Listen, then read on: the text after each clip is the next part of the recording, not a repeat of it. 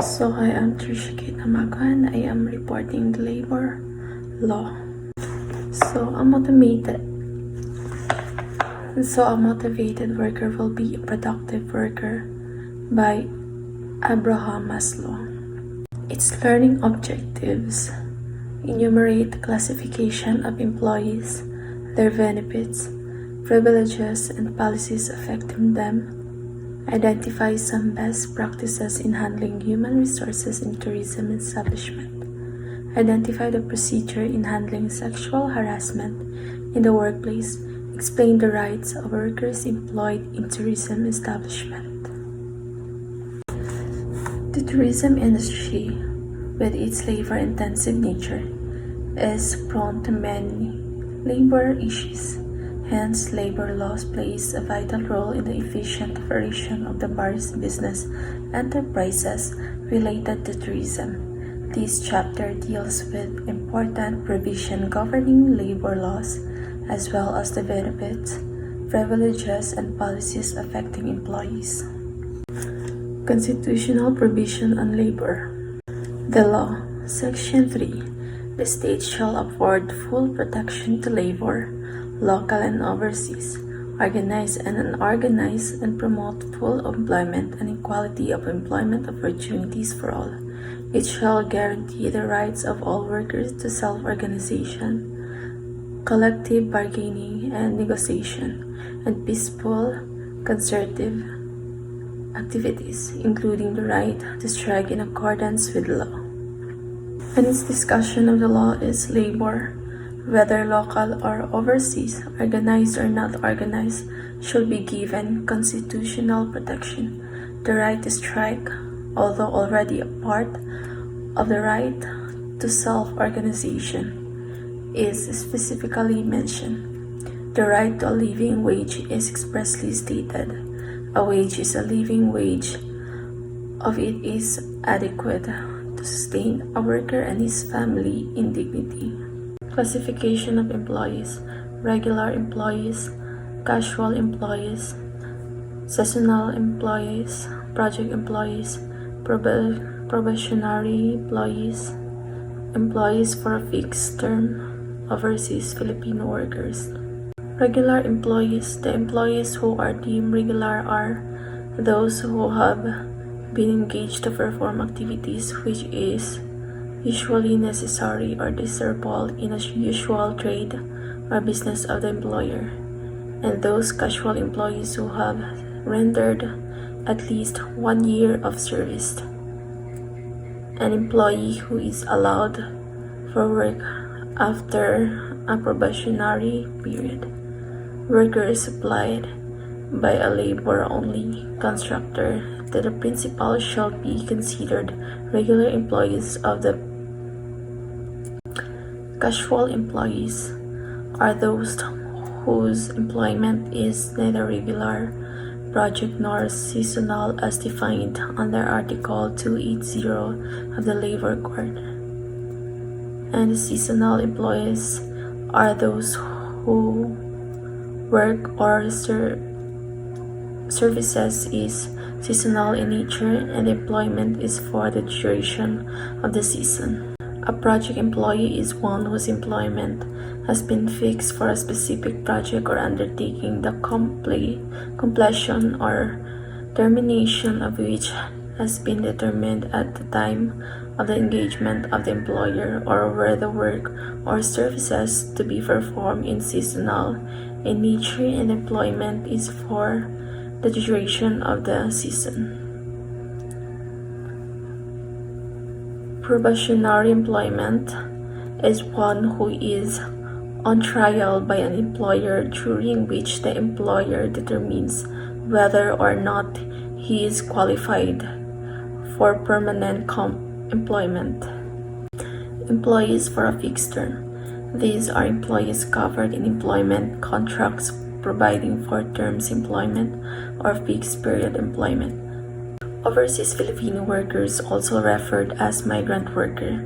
Overseas Filipino workers refer to a person who is to be engaged, is engaged, or has been engaged on a remunerated activity in a state of which he or she is not a legal resident. There are 3 under special worker. The first one is apprentices, second one is learners, and the third one is handicraft workers. An apprentice is a worker who is covered by a written apprenticeship agreement with an individual employer or any of the recognized entities. It is a person undergoing training for an approved apprenticeable occupation during an establishment period assured by an apprenticeship agreement. Learners are persons hired as trainees in some skilled and other industrial occupations which are non-apprenticeable and which may be learned through practical training on the job in a relatively short period of time which shall not exceed 3 months. Handicaps worker or physical or mental deficiency or injury under Section 4 of RA 7277, also known as Magna Carta for Disabled Person. Disabled person are those suffering from restriction or lack of different abilities as a result of a mental, physical, or sensory impairment to perform an activity to the matter or within the range considered normal for a human being. Benefits, privileges, policies affecting employees. Minimum wage by virtue of Republic Act number 6727, Wage Rationalization Act. The determination of minimum wage rate are now within the function of the regional, tripartite, and productivity board. The concept of minimum wage means more than setting a floor wage to upgrade existing wage. Collective bargaining. This means conferring promptly and in good faith for negotiating agreements with respect to wages, hours of work, and entering into written contracts. Labor Management Council under Article 255 of the Labor Code. It serves the right of an individual employee or groups of employees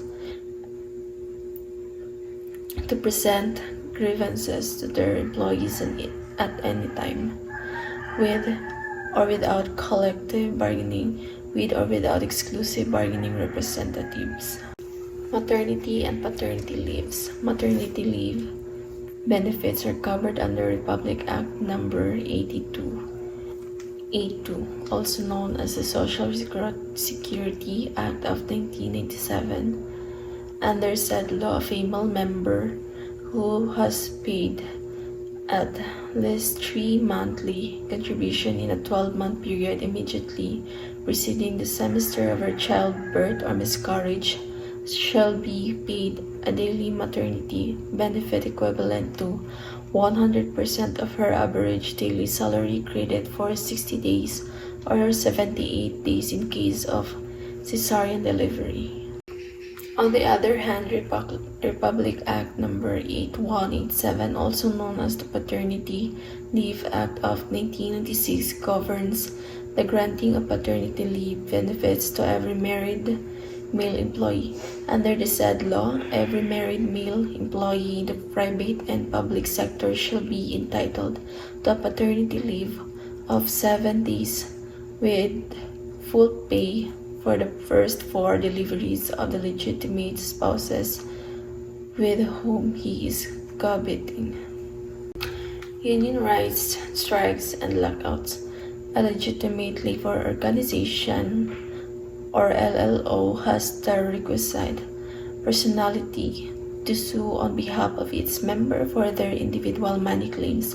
For the purpose of collective bargaining, a legitimate labor union must be certified as an exclusive bargaining agent who won in a certification election. Service charges.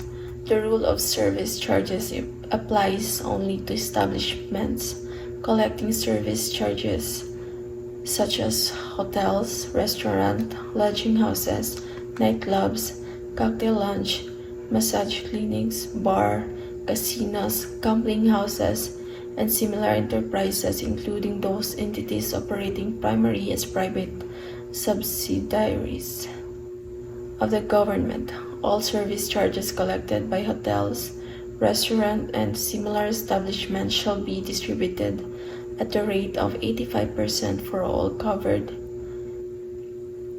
employees and 15% of management. Employment contracts. An employment contract is that by virtue of which one person or employee binds himself with respect to another employer to place at the service of the latter his own efforts in work, and the latter in turn agrees to pay him a compensation proportional to that time to the quantity of work done. Death benefits.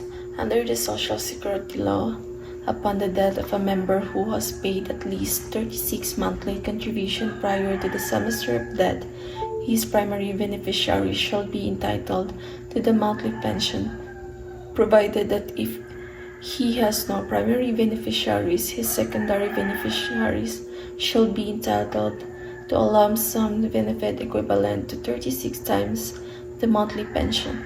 If he has not paid the required 36 monthly contribution, his primary and secondary beneficiaries shall be entitled to a lump sum benefit equivalent to the monthly pension times the number of monthly contribution paid to the SSS, or 12 times the monthly pension, whichever is higher.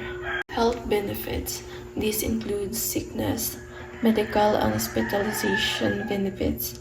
Under the Social Security law, a member who has paid at least 3 monthly contribution in the 12-month period immediately preceding the semester of sickness or injury and is confined more than 3 days in hospital or elsewhere with the approval of the SSS shall be paid a daily sickness benefit equivalent to 90% of his average daily salary credit. Drug testing. Under Republic Act number 9165, also known as the Comprehensive Dangerous Drug Act of 2002, drug testing shall be done by any government forensic laboratories or by any of the drug testing laboratories accredited and monitored by the Department of Health to safeguard the quality of test results. Retirement. Under Article 287 of the Labor Code, as amended by Republic Act number 7641, also known as the New Retirement Law, any employee may be retired upon reaching the retirement age established in the collective bargaining agreement or other applicable employment contract.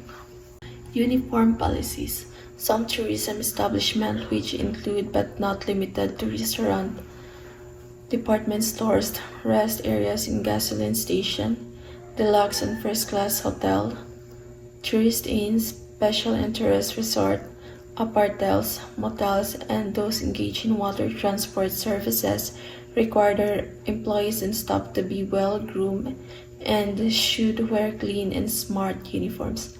Uniform policy is in this establishment are prerequisite requirements in order to be accredited by the Department of Tourism. SSS, PhilHealth, Employees Compensation Commission, and PAG-IBIG. Employees in the private sector are covered under the SSS law, wherein the mission is to promote and perfect a sound and viable tax-exempt social security systems suitable to the needs of the people, which shall provide meaningful protection to members and their beneficiary against hazard or disabilities, sickness, maternity, old age, death, and other contingencies resulting in loss of income or financial burden. That would be all. Thank you.